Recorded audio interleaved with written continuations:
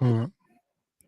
Yes, once again, we are live. Here we are with the Reentry Connect podcast. I'm your host, Keenan Hudson. We have a special guest tonight. Yes, Miss Victoria Best with life as a convicted felon. Oh my God, you guys are in for a treat tonight.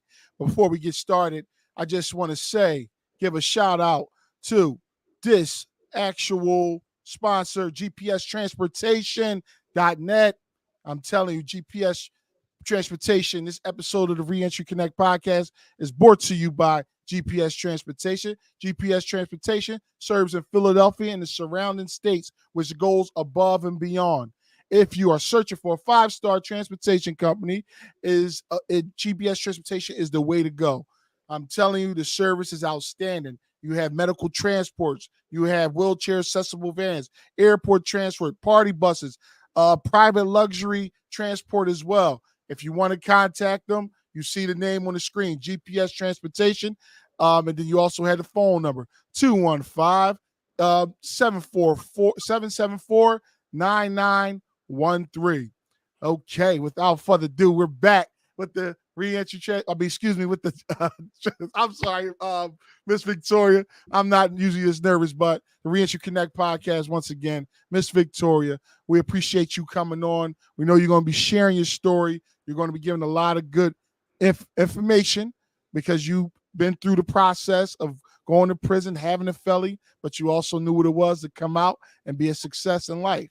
Miss Victoria, Urban Outreach Tutoring Service, I want you to go ahead, introduce yourself, and tell the people who you are. Well, like Keenan said, my name is Victoria Best, aka Vicky in the streets, and it is my pleasure to be here with you all to be able to share my story around incarceration and reentry, which really has been so deep seated and deep rooted into how I move, just in my personal life and in my career. Um, it has really changed my life. I don't know who it hasn't, who's had that experience. Um, but I mean, you want me to just tell Oh, them? just go ahead. Just go into your story. Go into your story right now. Yeah, there's no pressure. I want you to share your life story growing up as a child with your siblings. I want you to go ahead and expound what led you to your incarceration. You know, how was life and things like that. Inspire these people right now. Well, being the youngest of 8 children, every two of us had a different father. Life was challenging. My mother's biological brother took me and my brother in, who I shared the same father with, when we were 2 and 3 years old. So we stayed with them for a shorter period. Well, I want to say a short period of time, but it was the most imperative part of my life. And I can't really speak for my brother, but the impressionable time of my life. We left my aunt and uncle's house when we were probably about 10 or 11, myself, my brother 11 or 12. And when we left there, we went straight to a shelter. So we Okay. went to youth emergency service, and I thanked them for the time, for them opening up their doors, their home to myself and my brother, because my mom wasn't able to be there due to mental health issues and challenges, and having all of her children taken away from her. Um, Mm, so I really appreciate, my uncle and my aunt taking us in, and they had a sense of structure in their home. When I say structure, my aunt and uncle worked with the church on Sundays, Wednesdays. We had family dinner.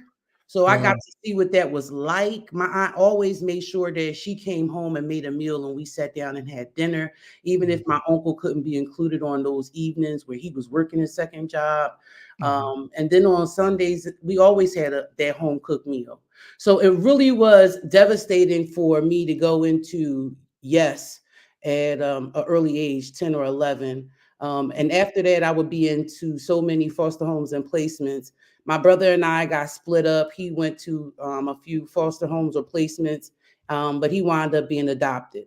So for me, I felt really lost and left out there, just having the basic fundamentals from my aunt and uncle and having to live life.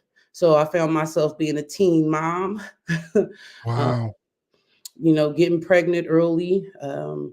Not really, knowing what to do in those situations or circumstances. I remember family members offering, me to get abortion. And at that time, I wasn't open to that. But I have in recent times in my mindset understood that why they were offering that to me. You understand?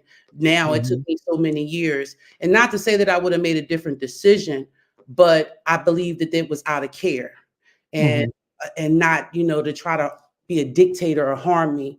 But Mhm. for the majority of my early life, I felt like everybody wanted to tell me what to do. So I Mm. couldn't wait to do what I wanted to do. I Wow. didn't understand the consequences around that though, which was the Mhm. messages that I kept missing when people were talking to me. You Yeah. know, um, my mother having mental illness and not really being able to take care of herself or her children really Right. played a big part of me feeling alienated. And I say my mom because most of my friends they had moms. I had Yeah. an Yeah. uncle at one time, then Mhm. I had foster parents.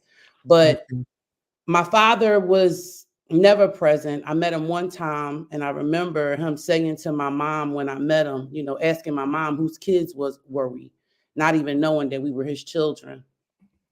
Mhm. So I say all of that to say the foundation of family was present but not significant in my early life. Mm. Um, Being a part of the system, I was one of the very first people on the SIL program, the Independent Living Program in the city of Philadelphia. So that allowed me to become emancipated, but still receive support from the city to help me with housing, transportation, and clothing. Mm. The only requirements of that program was that at that time, was that I work. So I worked a lot of jobs. I worked in bars. I worked in nursing homes. I did Mhm. whatever I could to, Mm. to earn us some money. And by that time, I already had my first son. Um, Wow. I he changed my life.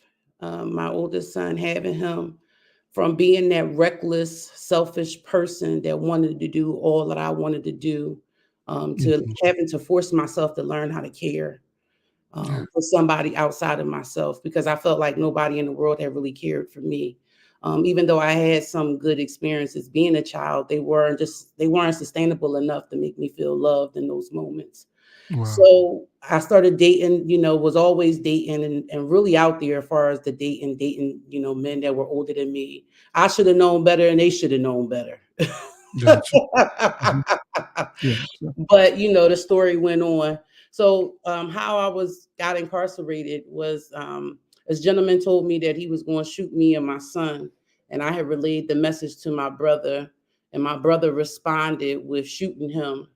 Him and I went Mhm. around there and approached the gentleman, and my brother shot him in broad daylight. I had a knife with me, um, and I'm gonna say this: we got arrested that day together. But if we had known better, I don't believe we would have had the severe suffer the penalties of Mhm. felons and jail time. My brother was sentenced to 10 and a half to 20 years. I was Mhm. sentenced to 12 to 24. I Mhm. served about 6 months on state road, and then I was given parole. The Wow. rest of my time, I served on parole, 5 years probation. Mhm. Mhm. Wow. So Victor, so let me ask you. So through that experience, knowing that we know that, like you said, you had some trouble coming up. You felt so alone in a lot of ways. You felt probably like an outcast. Um, so leading up to your incarceration, knowing that you had a child outside, knowing that you had a family or loved ones you left behind, how did that set you back as being a single mother and having your child out there in the world? Did your child wind up going with a family member or foster care, or did he go to his father? How? Because there's a lot of ladies, a lot of women that can relate to this issue. So could you tell us how you cope with that? Well, at that time, honestly, when I got arrested, I was pregnant by the gentleman that my brother shot. So I was pregnant at that time. And then I had like I Wow. said, I had my oldest son. So fortunately, he was with my family, with my siblings. I was living Mhm. in the Germantown area and I had went and sought out my siblings. And a lot of them resided in the Germantown, northwest part of the city. So Okay. I went and I sought them out. The occurrence or the situation happened right in Germantown, and it was really tragic. I really want to say, because my son was like a block away, and Gotcha. a friend of my brothers and myself drove him to our family's house, and so I was so thankful for that. And because one of, like you pointed out, because of my childhood, one of my biggest fears was that my son was going to have to live the life I lived. During my time in foster care and placement, I was abused, I was raped. A lot of different things happened to me that I had to live through and really not share. I never told people that I was raped until I was in my 20s. Wow.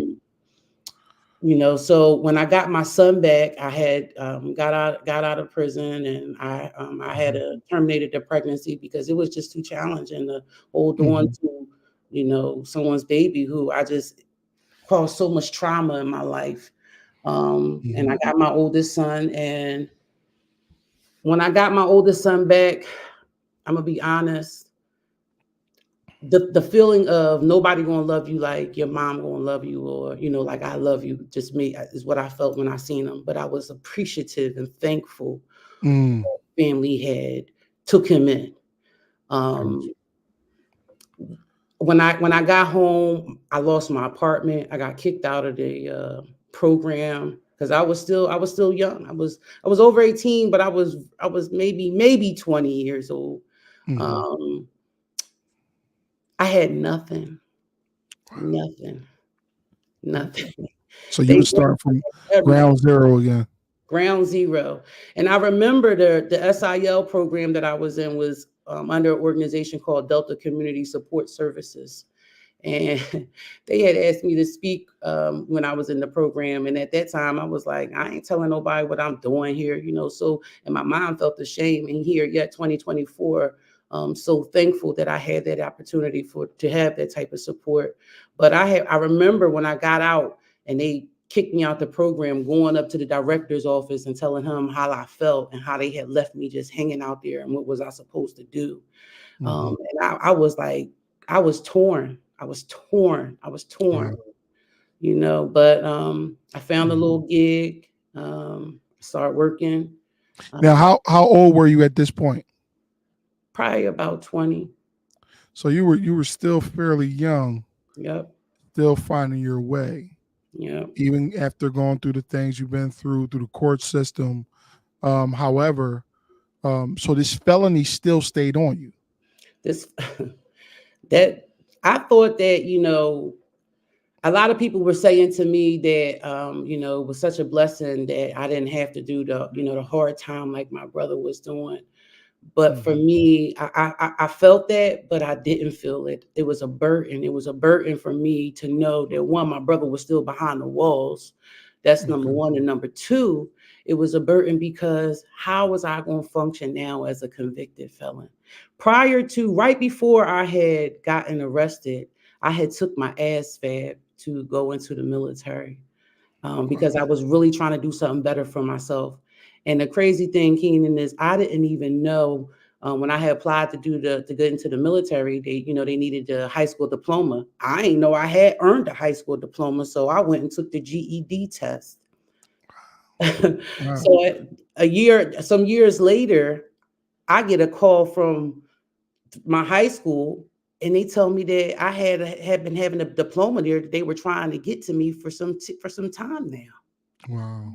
So I Wow. had got a GED and earned a diploma, but so when I got out and I couldn't get into the military now because I had this criminal background, I didn't have a place to stay because I had this criminal background. I had been incarcerated, so they were not going to allow me back in the program no more.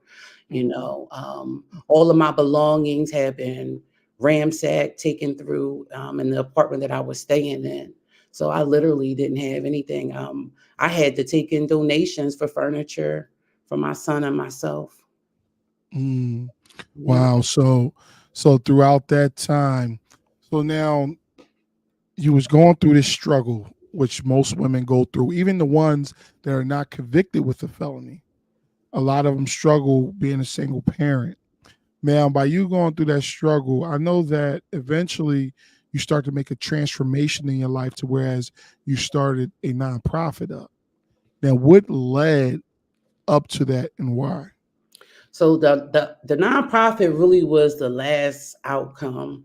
And I appreciate you highlighting Victoria Urban Outreach Tutoring Service. That was the one of the final outcomes of the struggle, and really paying homage to all those I met through this struggle, and I continue to meet through the struggle. What really led me down that path of wanting to have some sense of entrepreneurship was because after I had got out and tried to get my foot back on the ground, I started off at CCP college. You know, they say go to school, get an education. So they told me go to school. I went to school. I got into CCP under CIS, Computer Information Systems. I thought I was going to make tons and tons and tons of money. Got in there and was struggling. I started off in remedial classes. Mind you, I had just took the GED test. So that means I had not too long ago been studying, and I still didn't have the proper knowledge and know-how to pass the remedial coursework at community college. That was a sign to me that I had to then do better, but it was also a challenge because as a mom, that means I had to work doubly hard. If I got into that school and I went in that semester, that was an unmatriculated semester that I was giving up. You understand? Still working a full-time job, still having to raise my son. I did it. And I stuck in, and I stayed at community college for 3 years without obtaining a degree. I believe you need 66 credits minimum to graduate with your associate's degree. I had 44, and it took me 3 years to do that in the computer information systems field. I had took Math 121, a whole bunch of classes that were really new to me, and they made me feel like I was uneducated, to be honest. And it was a real challenging feat, but I had to remind myself that my brother was behind the wall. So I take you back to the when I said it was a burden, because how is it could I feel like life out here was a struggle when I knew the struggle there? I had been in that 8x8. I had been in that situation, been in an infirmary, trying to get trying to get money on my books, trying to get those calls in, scared to close my eyes at night, in addition to being pregnant throughout that whole experience, which was short, but it was still, I had something relevant to kind of like tap into, to remind me of.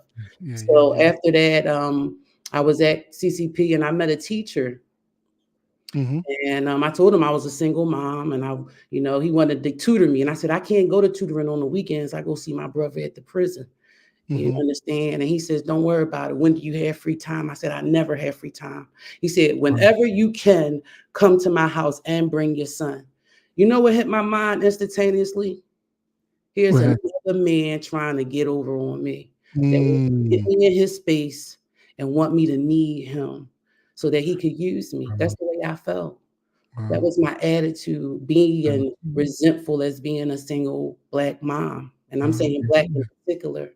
But he wasn't like that. I got to his house. I took him up. I had nothing to lose at that point in my life, though. I said, oh, well, here we go. Go see what this one's about. But he was a man of his word. He really kept his word. Not only did he tutor me, he helped me get into Temple University through his consistent tutoring and mentoring, his mentorship. And when I got into Temple University, maybe 8 of my credits transferred. 8 out of the 40-something my credits that I had. Wow. So that really probably could have really discouraged you to not want to go to school ever again. Yep.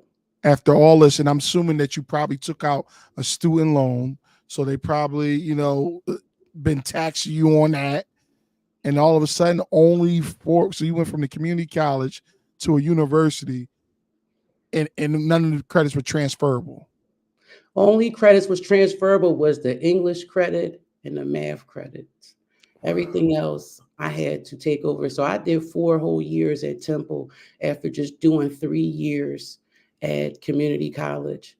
And I went into Temple with the major of education. And I remember having a conversation with this teacher, and I said to him, I'm a convicted felon. They're not going to let nobody like me work with kids, And he said, Vicky, do you believe in yourself? And I was like, I guess. Then he said, well, do you believe in me? And that was the first time that someone asked me authentically to be honest with them. Mhm. Um, but I did believe in him for some odd reason. I believed in all of the things that he had said to me. And Wow. so I went into the major of education, and I got my bachelor's degree in elementary education. Wow. That's what I'm But talking about. thank you. But going back to, just being a single mom, I drove the Temple van at night. So at night, I worked driving the students around, and then I had to find a babysitter for that. And I didn't feel, I told myself I wasn't going to feel bad because my son was asleep. But then in the morning, I couldn't be there to get him off to school. Somebody else had to do that for me oftentimes, because as soon as I got off, I would either have class or work. Some semesters I took 5 courses, you know, Wow. just to get through. And so I remember the struggles of being a single mom. I remember getting to the daycare late to pick up my son.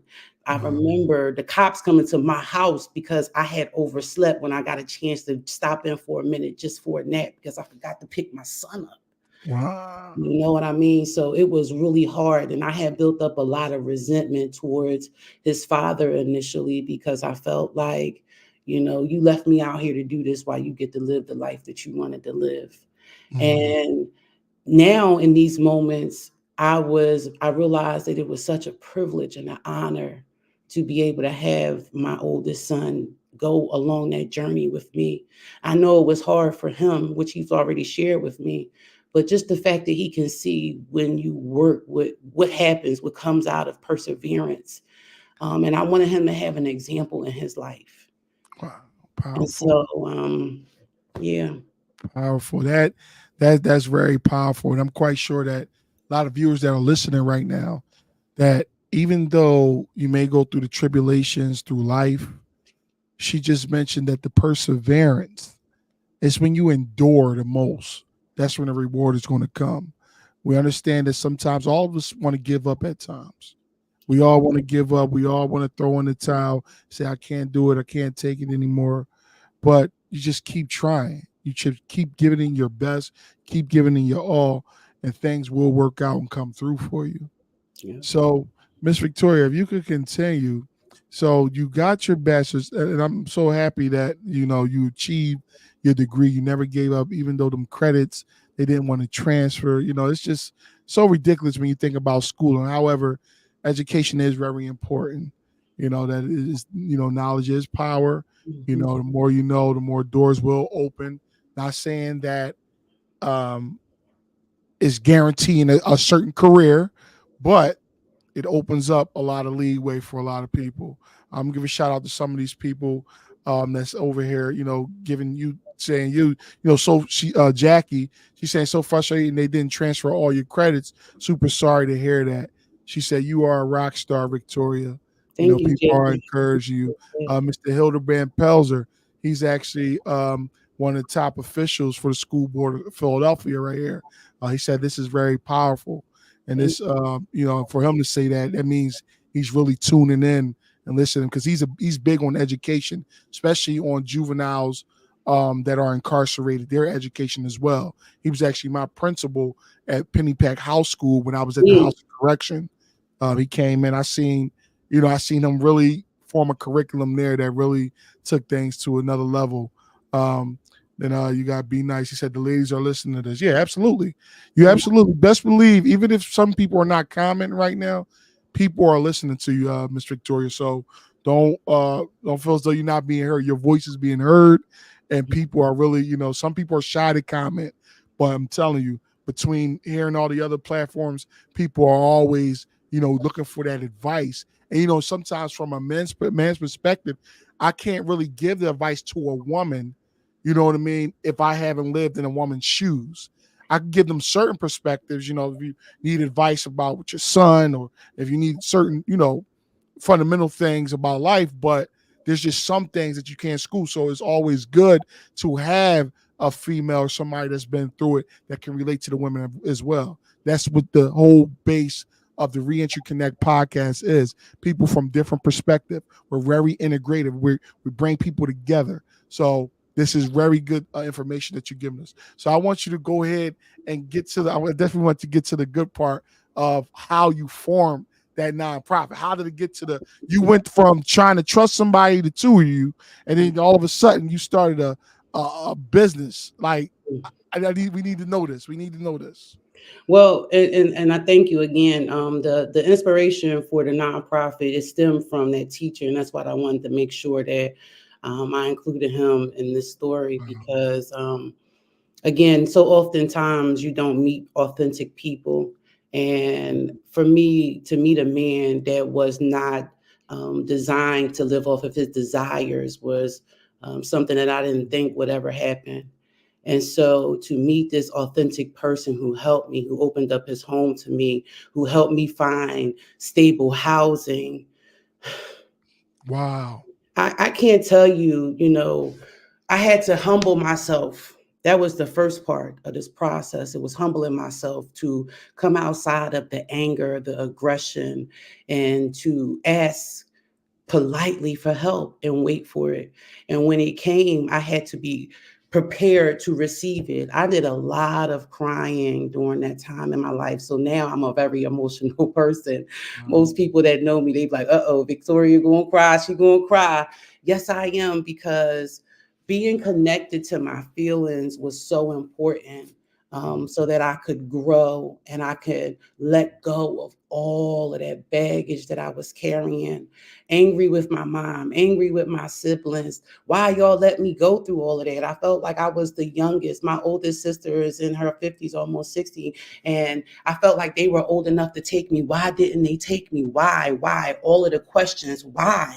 But I couldn't let that determine my life anymore, in addition to living within the confines of my fears and insecurities. So I completed my bachelor's degree with the support of that teacher in his village, who Wow. made me a part of their village, which led to opportunities like teaching at Harambe Charter School, being there, getting the opportunity to meet individuals like John Skeef, who gave me an opportunity, who took a chance on me knowing my story. He said, "Tell me about yourself." I was scared to death to tell him my story because I had been at jobs previously that had let me go because they found out I was a criminal. You understand? Wow. And Wow. when I say let me go, like had really nice positions, and to know that most oftentimes, even with having a criminal background, it is up to the organization's head Yeah. discretion to allow you to participate. They can still allow you to They participate, can. even if Absolutely. but it's discretionary and shunned upon.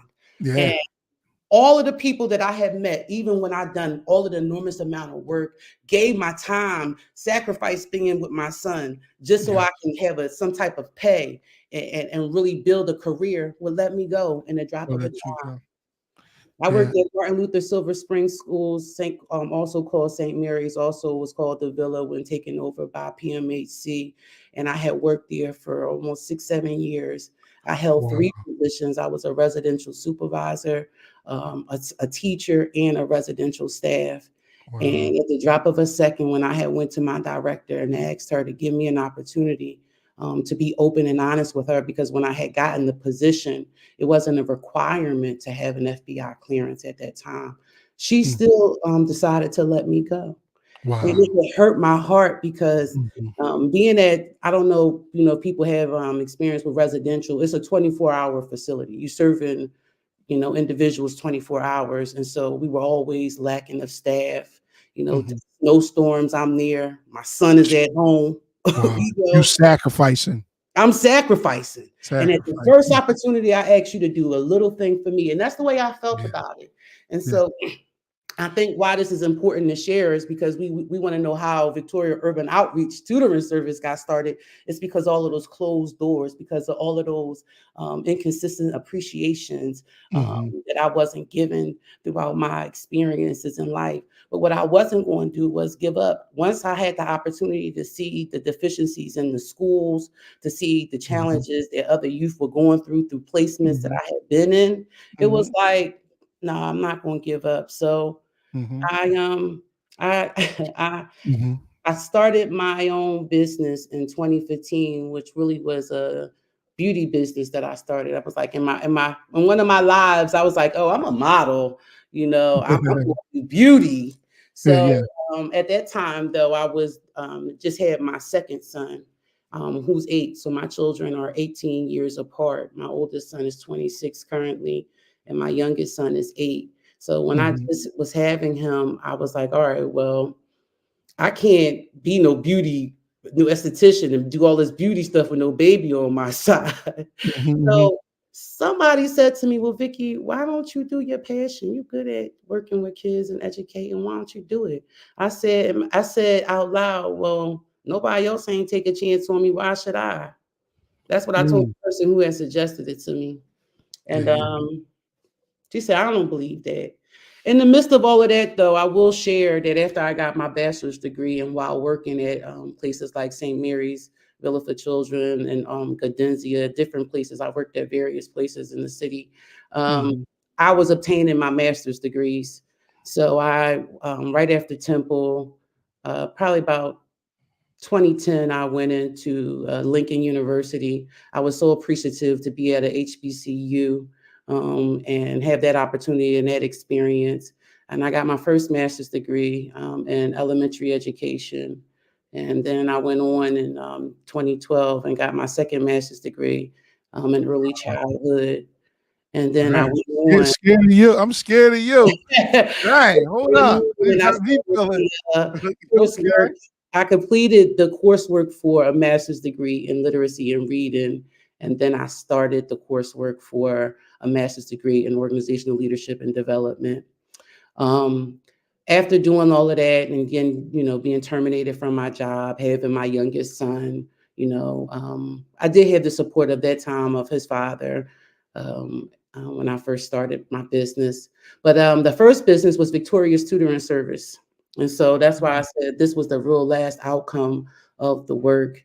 I started Victoria's Tutoring Service, again, paying homage to that teacher, but it was an in home, on site um, library tutoring service. And so I got contracts with ETS and various other entities to be able to start offering services and assessments to the public. But I had went out to somebody's house and on a client, and I had consultants that also had worked for me too. But I had went out because I was still a new business and I needed a lot of them funds to come in. So Mhm, mhm. I was doing services, and a woman offered to pay me in food stamps. And I tell everybody when I share this story, I took the food stamps. Yes, I did. Wow. Wow. I did. Wow. But at that time, it was like, what do you do now? How do you leave this? Like I could not leave that situation knowing that this is a mother struggling with her kids, and she was willing to do whatever it took to get her child educational services and support, even if Wow. it meant giving up the food stamps. You understand? That's how Wow. I seen that. Now I'm out here dire need, trying to eat, still struggling, surviving artist, and then I'm out here running into other women just like myself. My humility had gotten to a point where that wasn't okay with me. It didn't sit well. So hence Mm. how we got Victoria Urban Outreach Tutoring Service. I decided at that point that I was going to create an organization that was going to help Black and Brown people in urban areas, giving them educational resources and Wow. opportunities for free. That Wow. was the whole purpose of Victoria Urban Outreach Tutoring Service. Mm. I started off doing a summer enrichment program, Martin Luther King Day. I had 10 kids that I started off with. That's what I kept doing it, just being consistent Mhm. and wanted people to know that, I'm here, and it took off slowly. And I'm still a very small nonprofit organization. I still work a Mhm. full-time job, and I just recently put Victoria's tutoring service on hold so that I can redefine the services that I'll be offering. Cool, cool. Wow. That's very powerful and very inspirational. I'm telling you, people are really grasping hold of this. You just gave a lot of insight, a lot of good information that people will gain hope from. Like I said, I've been inspired, right now, like, wow, you did all this, even though after all you've been through, piggybacking off of when you spoke about when they let you go from a job. I knew how that was as well when I actually got promoted at a certain job. And actually, before that, speaking of education, I actually applied for the school board of Philadelphia. Excuse me, not the school board, but the district of Philadelphia school district. And I went down there, went through the process. I'm talking about I was the first one there. I was passing the little exams that they had, everything. I mean, I was beating people there and, coming to every sign up they told me to come to, following the procedures or what they wanted me to, the process they wanted me to follow. Next thing you know, I get there. I'm waiting for them to call my name because I just know I passed the test. I passed everything. So it got to the clearance part. Now I'm thinking like the clearance part. Now, mind you, now this time I was working at a daycare. So I'm thinking like, okay, I'm at a daycare, I'm doing security, I'm doing the maintenance, which is all good. So I'm thinking, well, of course I could work in a school district. However, little did I know, the reason why they didn't call my name is because they had an exclusive ban list to certain charges. Well, being as though I was in prison for third-degree murder and criminal conspiracy, they said, oh, well, if anybody has any type of third-degree murder or whatever the case may be, they cannot work for the school district. And I was like, wow. Like, but at first they didn't tell me that. They say, hey, we'll give you a call later. So after being turned away from that, I'm like, oh, it's okay. I just keep it moving. And then another story is when I went to Foreman Mills, after being around, gaining, like you did, you gained a lot of trust within the company. I'm around thousands, hundreds of thousands of dollars each day. Everything's accounted for. I'm first one there, last one to leave. I'm talking about like I came in even as a seasonal hire to whereas they hired me and let everybody else go. Next thing you know, they were promoting me. Paperwork got sent to central office. Central office wrote back to the store manager, said, hey, let that guy go because he has a felony and let him go as a seasonal hire. I'm thinking like that. They let me go as a seasonal hire. So the simple fact that I couldn't counter back and sue them. So I'm thinking like, dang. But but I took that as a stepping stone to say, okay, no, keep moving. Because right after that, the craziest thing, I was making like $8 there at Foreman Mills. I went to a temp agency right after that, to whereas I was making $725. So talking about faith, talking about stepping out on, on like really like with nothing in front of me. I'm like, how am I going to survive? Yep. But I made it happen because I didn't accept it, in the simple fact, like, oh, I'm going back to prison. That was the last resort. I said, I don't care. I'll be out here washing cars, posting flyers on a bulletin board, whatever, before I go back to prison. So, so that's just a little story. I don't mean to get off the ringer a little bit, just giving out to some of these comments.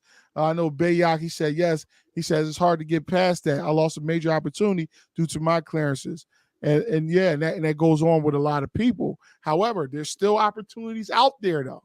Just because one job says no, or just because 4, 5, 6, 7, 10, 20 jobs says no, you can get one yes somewhere. Don't forget that. You can always get a yes. Ms. Jackie says you got 2 masters. So impressive. I'm so happy for you, Victoria. We need great people helping our kiddos. That's absolute. Then you got Mr. Hildebrand Pelzer. He said perseverance is key. That's it. Never give up. The consistency. See, I got perseverance behind me. Yeah. That's major. That leads to success. We got to keep going. Don't give up. That's why I always stress that to people. Anybody talk, don't give up. You keep going. Don't compare yourself to other people. You're running your own race. You're accountable for yourself. Yeah. You know what I mean? So, like I said, what works for me may not work for you. And what works for you may not work for me. That's why you got to tackle the goals that you want to tackle. Don't try to tackle somebody else's because they're doing that. Oh, I want to do this too. Oh, she went to school. I want to go to school too. Well, but nonetheless, Miss Victoria, if you let me say this. Yeah. Going to school for me was not it wasn't the schooling, it was a sense of consciousness that I got behind the schooling. And why it was a sense of consciousness, because it was a culmination of the experience, the coursework, And what I had to add to that.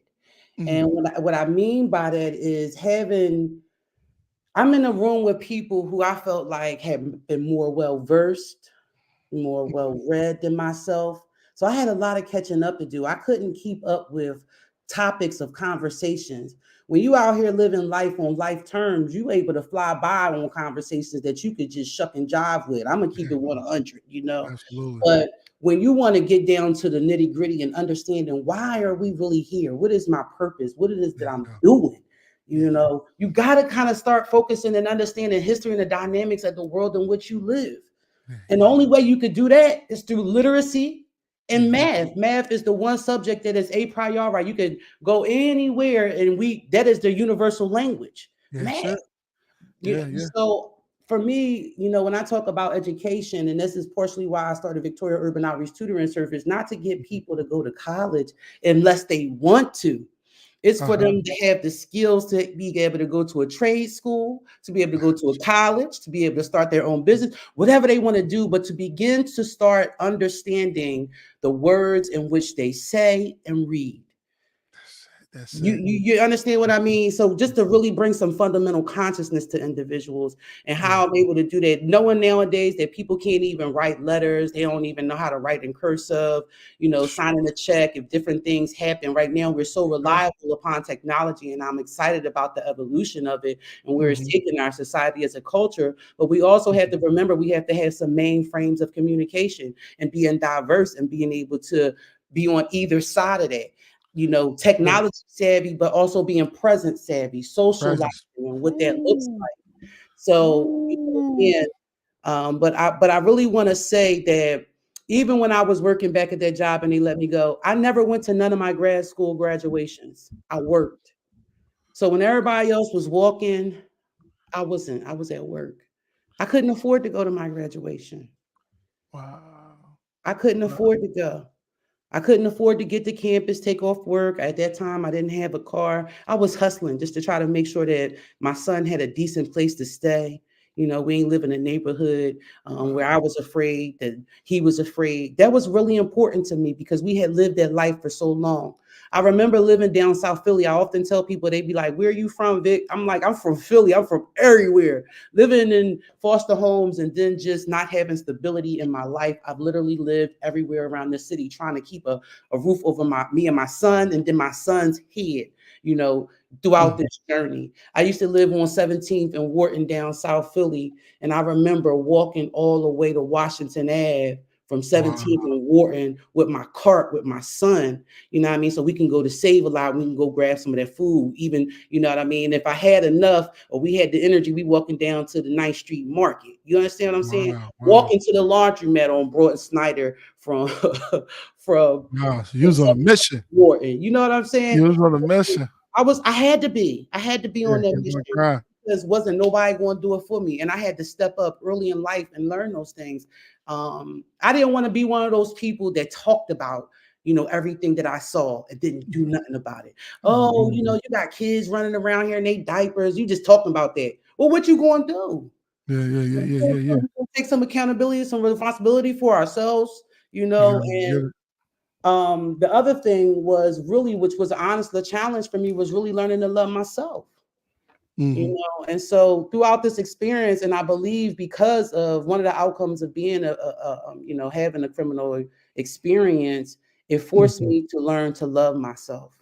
Mm-hmm. Because at the end of the day, when you're looking for supporters, and for me, I didn't have that long stint, my short stint, but even with legal fees, just having somebody to talk to, none of that. It wasn't nobody really there. They wasn't there, prior to, they wasn't there after. So it was like, what you going to do, Vic? And a lot of times I would detach from my environment. So people would Mm. be like, who are you? Who are you? And I told them, my name Victoria Best. They go, oh, who are you? Where you been? I've been Wow. around, but I've been on the down low because Yeah. Yeah. Yeah. I have to move accordingly to what I'm allowed to do. Now in this moment in 2024 in my being, I am standing on who I am because I've done so much work to be here.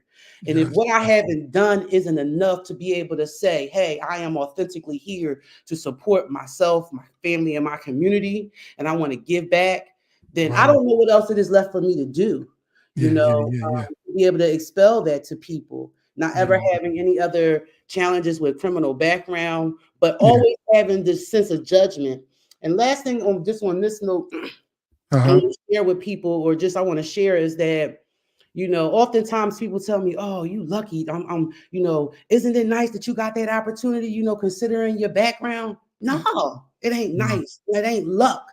I have Mm, done the work the to work. be able to stand in front of children, to be able to stand in front of people, and to be able to offer my support and my services. Yeah, And yeah. so I don't want to kind of harp on that, but it just disappoints me where people be like, "Oh, that's a wonderful thing, considering what? Consider Consider what? what is there to consider?" You're right. You're right.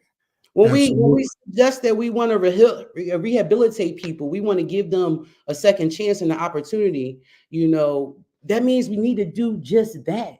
And when they are given the opportunity to show you that they can be effective force for change and willing to change no matter what, then we need Mm. to acknowledge it. Yeah, yeah, yeah. Absolutely. Absolutely. As you have here, like Mr. Hildebrand Pelzer said, he said, literacy and math, education, when you was touching on some things. I've always been taught that read, writing, and arithmetic is what you're going to need to get through life. And boy, when our parents used to get us to go to school, force us to school, they was doing it for a reason. A lot of you young kids that are listening right now, if your parents are telling you to go to school, they're telling you for a reason. It's only for the benefit of your future. Just imagine if you can't drive down the street and you can't read a street sign. Just imagine if you go to a job and you're trying to fill out the application and you don't know where to begin. Now here it is, you're considered illiterate because you can't read that paper, or you're considered illiterate because they gave you the little quiz just to see where your math was at and you failed it. Just because you wanted to skip school with your friends, you wanted to skip school with your little homies and stuff like that, but they didn't tell you that you was losing out on the education, especially the basics. Reading, writing, and arithmetics. Yeah. It's nothing better. I'm telling you. And then you have some here, Mr. Sterling Morris. I know him as Curly. He says we have to never give up. Like you said, we have to be innovative to blaze new trails, learn and use all the tools available, starting with educating ourselves. Like you said, great topic. We appreciate you, Curly. Thanks for that. And Miss Victoria, I know we're wrapping up. We're coming to the end of the hour. It was definitely great. So if you can give any of the viewers right now, whether they're in a halfway house, whether they're in prison, whether they're in a recovery home, or even just normal citizens, people that's struggling every day, single mothers and things like that, if you can give them a message of encouragement, could you do that still now, please? Um, what I would just encourage people to do is to live and find purpose, and tap into humility and empathy throughout your life and on that journey, and ask for help. And don't look for it in places where don't look for it. Just ask for it and do what it is that you were asked to do. And all of the things that you need to get you where you're supposed to be, you'll be provided with.